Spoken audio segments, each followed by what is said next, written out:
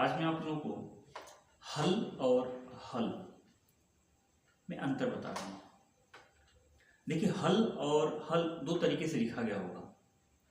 देखिए, उच्चारण में तो एक ही जैसा लगता है, लेकिन एक हल में नीचे हलंत लगा हुआ है और एक हल में नहीं लगा हुआ है। ल में हलंत है और ल में नहीं, बस इतनी सी बात है। तो जो सीधा सीधा है, जो आप लोग सब लोग जानते हैं, हल जिसमें हलंत नहीं लगा हुआ है, वो सब लोग जानते हैं। उस हल का मतलब समाधान होता है। ठीक, जैसे किसी कोई समस्या है तो कहते हैं इस समस्या का हल क्या है, यानी कि उसका समाधान क्या है। तो हल का मतलब तो समाधान होता है, लेकिन उसी हल का एक और मतलब होता है। कृषि करने हेतु एक यंत्र, एक मशीन कह सकते हैं, साधारण मशीन उसे कहते हैं हम लोग, एक औजार कह सकते हैं। किसान का हल जो होता है वो बैलों के साथ लगा या ट्रैक्टर के साथ लगाया तो उसको भी हल कहा जाता है। ठीक है, लेकिन हिंदी में शाब्दिक अर्थ जब हल की बात किया जाएगा तो याद रखिएगा, हिंदी में हल का शाब्दिक अर्थ जो होता है वो समाधान ही होता है। तो इतनी तो बात समझ में आ गई कि हल का मतलब समाधान होता है और हल का मतलब जो खेती करने वाला हल होता है, हल होता है। लेकिन अब बात आती है हल की, जिसमें हलंत लगा हुआ है नीचे।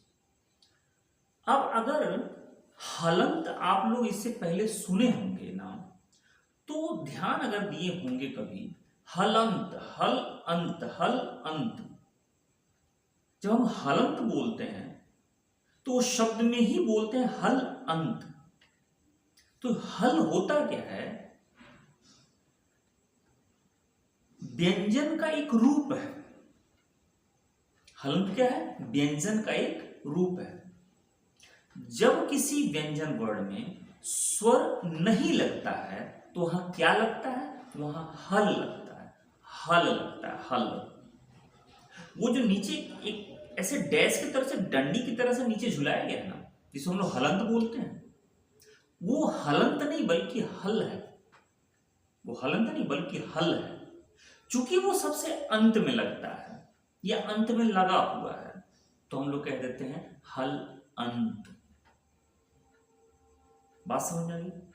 तो व्यंजन का एक रूप है, वो व्यंजन के साथ ही लगता है, वो व्यंजन के बिना नहीं लग सकता। वो जब भी लगेगा तो व्यंजन के साथ लगेगा। मैंने वर्ण नहीं कहा, याद रखिएगा, मैंने व्यंजन कहा। तो व्यंजन का एक रूप है।